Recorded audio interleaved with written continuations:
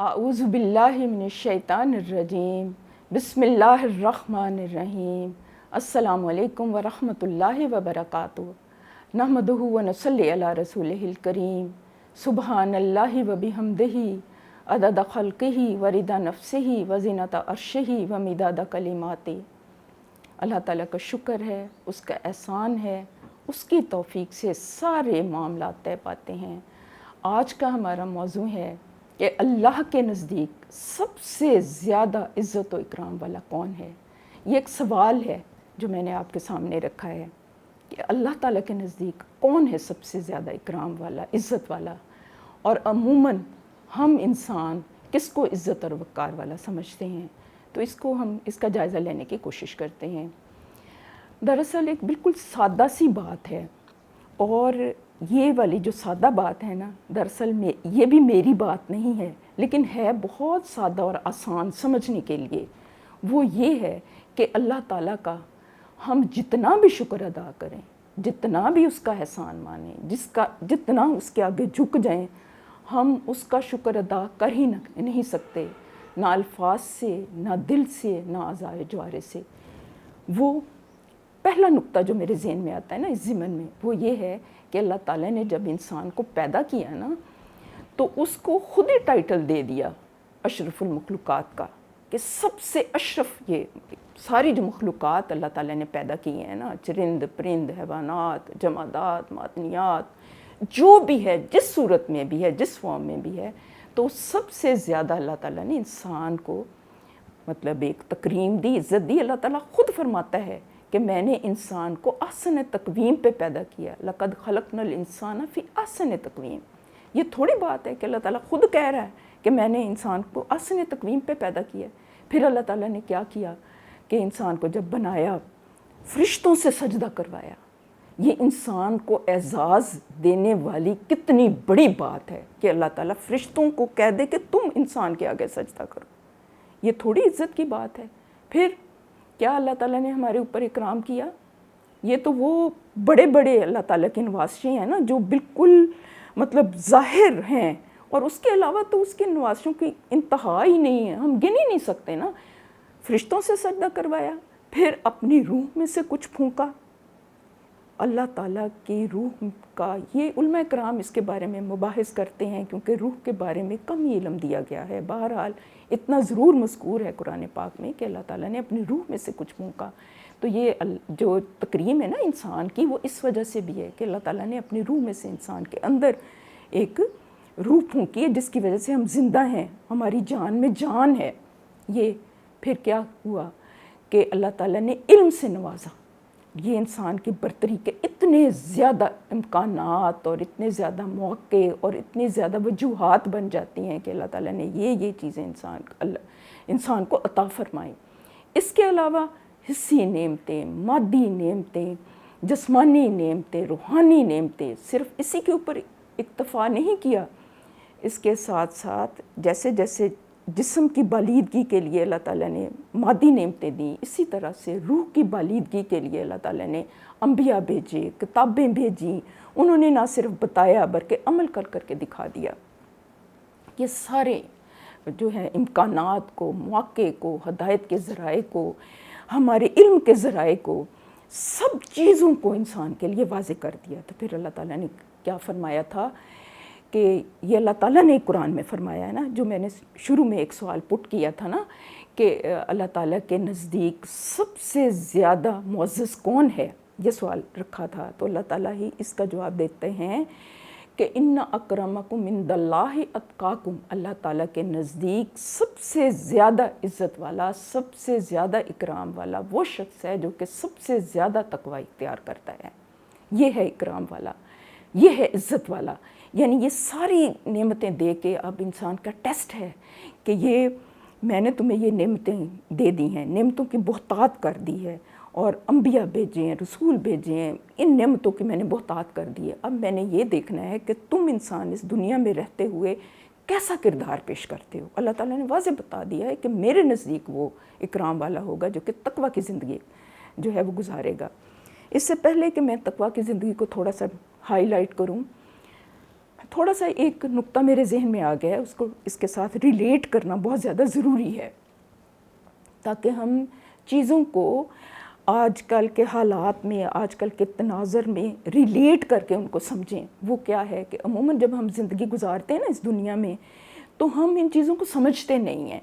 کیونکہ ہمارا تعلق جو ہے وہ قرآن کے ساتھ اس طرح جڑا نہیں ہوتا، ہمارا تعلق اس طرح سے سنت کے ساتھ جڑا نہیں ہوتا، اس لیے ہمارے فہم اور ادراک میں کچھ چیزیں جو ہیں نا وہ کلیئر نہیں ہوتی۔ اور یہی وجہ ہے کہ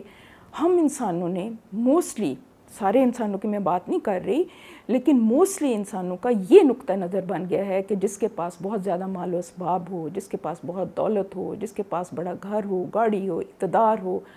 منصب ہو، تو شاید وہ کامیابی کی ضمانت ہے، اور شاید وہ بھی وہی چیزیں جو ہیں اللہ تعالیٰ کو بھی شاید اسی وجہ سے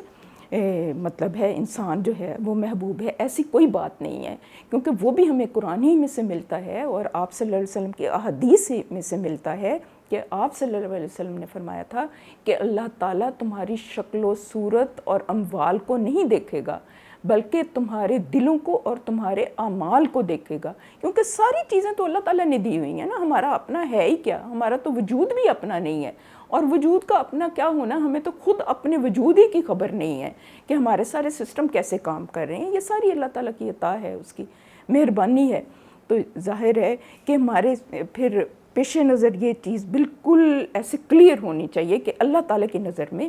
کون زیادہ محترم ہے۔ تو پھر ایک سوال یہ پیدا ہوتا ہے کہ کیا ہم اپنی زندگی کو کس طرح سے ہم استوار کریں کہ ہم تقویٰ کی زندگی گزار سکیں۔ تقویٰ کا پھر مفہوم ہم سمجھ لیتے ہیں، تقویٰ کیا ہے پہلے بھی میں عرض کر چکی ہوں، لیکن ظاہر ہے کہ وہ پہلے بیان میں تھا، اس میں میں دوبارہ سے ریپیٹ کر دیتی ہوں۔ وہ یہ ہے کہ اللہ تعالیٰ کی ناراضگی سے بچنا، اس کا مفہوم بعض علماء کرام ڈرنا بھی کہتے ہیں۔ یہ دونوں مفہوم دراصل شامل ہیں، یعنی اللہ تعالیٰ سے ڈرنا اور اس کی ناراضگی سے بچ بچ کر زندگی گزارنا، ڈر ڈر کر بچ بچ کر زندگی گزارنا۔ ایسا ڈر نہیں ہے کہ جیسے کوئی تھانے دار آپ کے پیچھے پڑا ہوا ہے کہ میں مطلب یہ میں غلط کام کروں گا تو وہ پکڑ کے فوراً سزا دے گا، بلکہ اس طریقے سے ڈرنا اور بچنا کہ وہ میرا محبوب حقیقی ہے، وہ مجھے پالنے والا ہے، اس نے میرے اوپر اتنے احسانات کیے ہیں، کہیں اس کی نظر کرم میں فرق نہ آ جائے۔ تو یہ ہے تقویٰ کی کیفیت، اور اس کے بارے میں پہلے میں عرض کر چکی ہوں، دوبارہ میں دہرا دیتی ہوں کہ حضرت عمر رضی اللہ عنہ نے ایک صحابی سے پوچھا تھا کہ آپ بتائیں کہ تقویٰ کیا ہے، تو انہوں نے کہا کہ یا امیر المومنین، آپ کبھی جنگل سے گزرے ہیں تو آپ کیسے گزرتے ہیں اپنے دامن کو بچاتے ہوئے کہ کہیں آپ کا دامن جو ہے کانٹوں کے ساتھ الجھ نہ جائے؟ تو اس طرح زندگی گزارنا، ڈر ڈر کے بچ بچ کے کہ کہیں میرا دامن جو ہے وہ گناہوں سے آلودہ نہ ہو جائے اور میں بچ کے اللہ تعالیٰ کی ناراضگی سے بچ کے میں زندگی گزار سکوں۔ تو یہ اللہ تعالیٰ یہ کرائٹیریا دیتا ہے۔ اب سوال پیدا ہوتا ہے کہ اللہ تعالیٰ تو بہت غفور رحیم ہے، وہ تو وسعت قلب والا ہے، وسعت ظرف والا ہے، تو اللہ تعالیٰ کو کیا فرق پڑ جاتا ہے اگر ہم مطلب ویسی زندگی گزار لیں؟ وہ تو اپنی مخلوق کے اوپر بہت رحیم ہے، بہت کریم ہے۔ بات دراصل یہ ہے کہ جو گناہ ہے نا، جو گناہ ہیں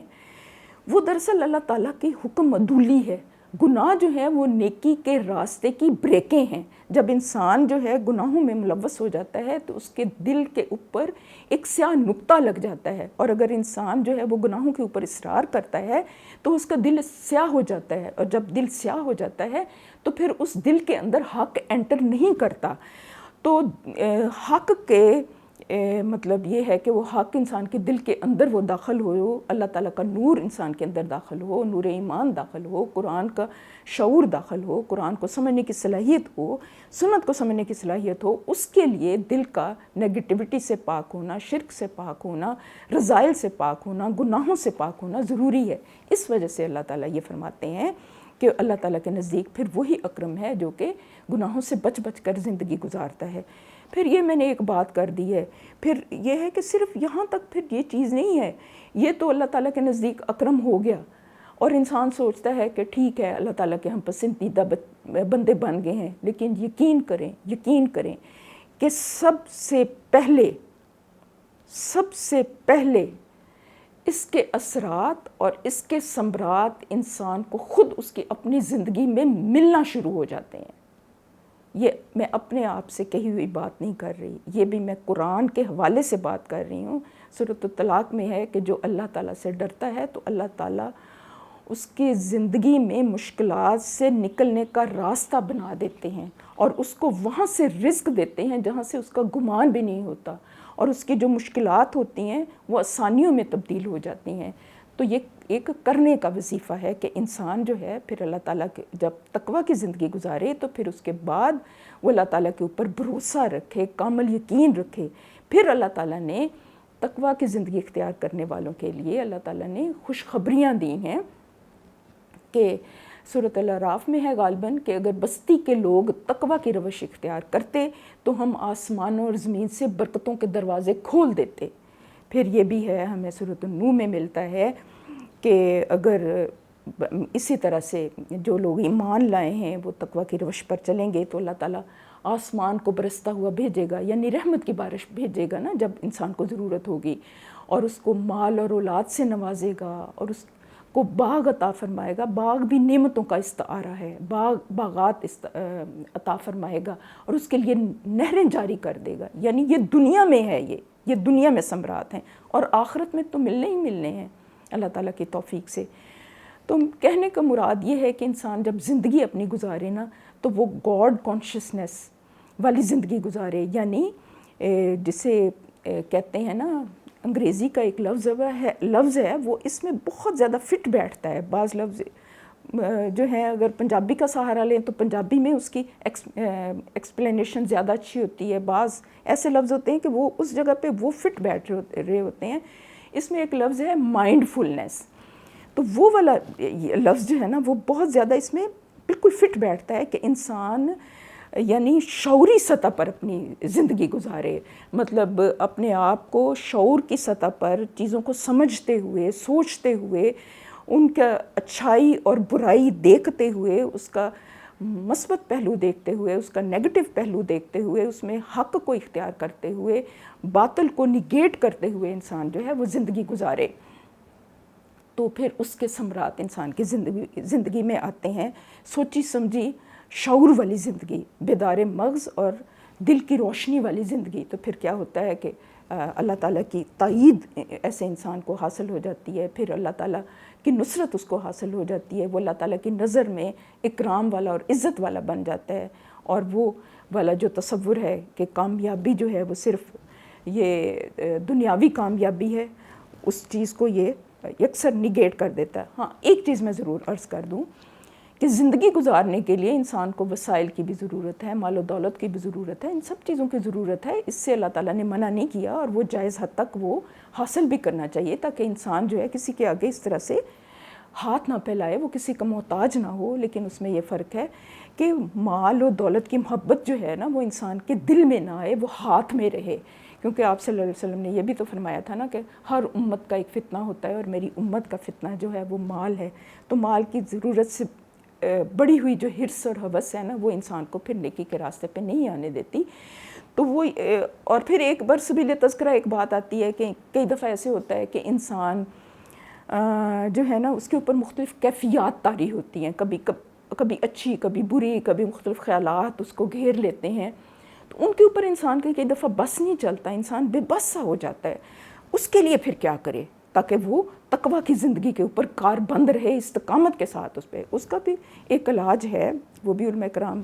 کی میں نے گفتگو سے کشید کیا ہے۔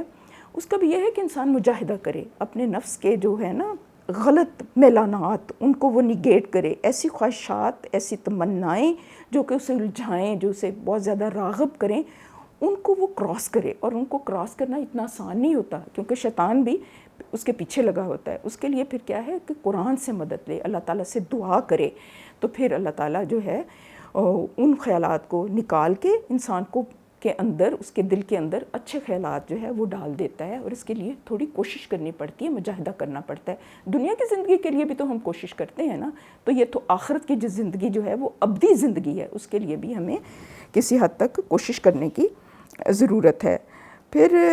یہ ہے کہ یہ نقطہ بالکل کھل کے سامنے آ جاتا ہے کہ ہم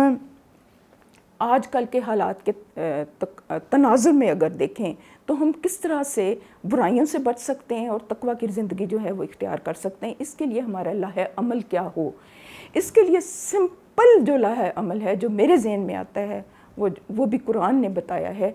وہ کیا ہے کہ کونوا مع الصادقین، اچھے لوگوں کی صحبت بہت زیادہ ضروری ہے، کیونکہ برے لوگوں کے ساتھ انسان بیٹھتا ہے تو وہ دانستہ نہ دانستہ ان سے کچھ نہ کچھ باتیں سیکھتا ہے، اور اس کے بارے میں بے شمار احادیث ہیں، بے شمار فرامین ہیں۔ اچھے لوگوں کی صحبت، مسلسل قرآن پاک کے ساتھ تعلق، یہ جو ہے انسان کو ایک نیکی اور برائی کا جو ہے نا فرق بتا دیتا ہے قرآن پاک، اور اپنی زندگی کا ہیرو آپ صلی اللہ علیہ وسلم کو سمجھنا، زندگی کے ہر پہلو میں، ہر گوشے میں آپ صلی اللہ علیہ وسلم کی شخصیت سے رہنمائی لینا کہ آپ فلاں وقت فلاں موقع پر آپ نے کیا طرز عمل اختیار کیا۔ بس یہی ہے کہ اللہ تعالیٰ کہنے اور سننے سے زیادہ ہمیں عمل کی توفیق عطا فرمائے، ہمیں اس قابل کرے کہ ہم تقویٰ کی زندگی گزاریں، اللہ تعالیٰ سے لو لگائیں اور برائیوں سے بچ سکیں، کیونکہ برائیوں کا وبال ہوتا ہے، گناہوں کا وبال ہوتا ہے۔ گناہ جو ہے نحوست ہوتے ہیں، پہلی قوموں کے اوپر جو بھی وبال ہوئے گناہوں کی وجہ سے ہوئے، سرکشیوں کی وجہ سے ہوئے، نافرمانیوں کی وجہ سے ہوئے۔ قوم عاد، قوم سمود، قوم لوط، قوم نوح، کیا ہوا تھا؟ کیا تھے ان کے قصور؟ گناہ ہی تھا نا، گناہ ہی تھا نا۔ تو ہم یہ سوچتے نہیں ہیں، تو اس لحاظ سے یہ تقوی کی جو زندگی ہے نا، یہ ہمارا ایک مطلب ٹارگٹ ہونا چاہیے، اور یہ ہے کہ روزہ جو ہے، یہ رمضان کا مہینہ، اس میں تو اللہ تعالیٰ فرماتے ہیں نا قرآن پاک میں کہ تم روزے رکھو لعلکم تتقون، تاکہ تمہارے اندر تقویٰ کی صفت پیدا ہو۔ تو یہ روزہ بھی ایک ٹریننگ ہے کہ اگر کبھی، اور پھر نوجوانوں کو حضور پاک صلی اللہ علیہ وسلم نے تلقین کی تھی کہ اگر آپ ابھی نکاح کی سخت نہیں رکھتے ہو تو روزہ رکھو، تاکہ تمہیں ایک کیا کہتے ہیں ضبط نفس کی توفیق پیدا ہو۔ تو اس لحاظ سے یہ ساری چیزیں جو ہیں نا، یہ بھی اپنے مد نظر رکھنی چاہیے کہ کس طرح سے ہم اپنی زندگیوں کو تقویٰ والی زندگی بنا دیں، کیونکہ تقویٰ کی زندگی کامیابی کی زندگی ہے، اور اصل کامیابی یہی ہے کہ جو کہ اخروی کامیابی ہو، کیونکہ یہ دنیا کی جو زندگی ہے یہ عارضی ہے، اور یہ چند سال ہیں۔ زیادہ سے زیادہ انسان کتنا رہ لیتا ہے اس دنیا میں؟ یہی 70-80 سال، 90 سال، زیادہ سے زیادہ 100 سال کوئی رہ لے گا، تو باقی تو ابدی زندگی ہے نا۔ تو اس لحاظ سے جو ابدی زندگی ہے اس کو ترجیح دینا چاہیے۔ اللہ تعالیٰ مجھے اور ہم سب کو یہ توفیق دے کہ ہم اللہ تعالیٰ کے احکامات کے مطابق چل سکیں اور تقویٰ کی زندگی کو اختیار کر سکیں، کیونکہ یہی کامیابی کی ضمانت ہے۔ اور یہ میں نہیں کہہ رہی، اللہ تعالیٰ کہہ رہا ہے نا، اللہ تعالیٰ اپنے قرآن میں کہہ رہا ہے کہ تم میں سب سے زیادہ اکرام والا وہ ہے جو کہ سب سے زیادہ متقی ہے۔ اس کے لیے ہم اللہ تعالیٰ سے دعائیں کریں، اللہم آتی نفسی تقواہا وزکیہا انت خیر من زکاہا انت ولیہا و مولاہا۔ اے اللہ مجھے میرے نفس کا تقوی اختیار کر اور اس کو اس کی پرہیزگاری عطا فرما، کیونکہ تو ہی میرا والی ہے اور تو ہی میرا مولا ہے۔ تو میرے نفس کو پاک کر دے، تو ہی عطا کرنے والا ہے۔ اس کے ساتھ لو لگائیں، اس کے آگے جھک جائیں اور اسی سے فریادیں کریں کہ ہم تو اپنی کمزوریوں سمیت آ گئے ہیں، یا اللہ تو ہی ہماری دستگیری فرما۔ وآخر دعوانا الحمدللہ رب العالمین۔ آپ سب خوش رہیں، آباد رہیں، شاد رہیں۔ اللہ تعالیٰ آپ سب کا حامی و ناصر ہو، اور اللہ تعالیٰ ہمیں تقویٰ کی زندگی اختیار کرنے کی توفیق عطا فرمائے۔ والسلام۔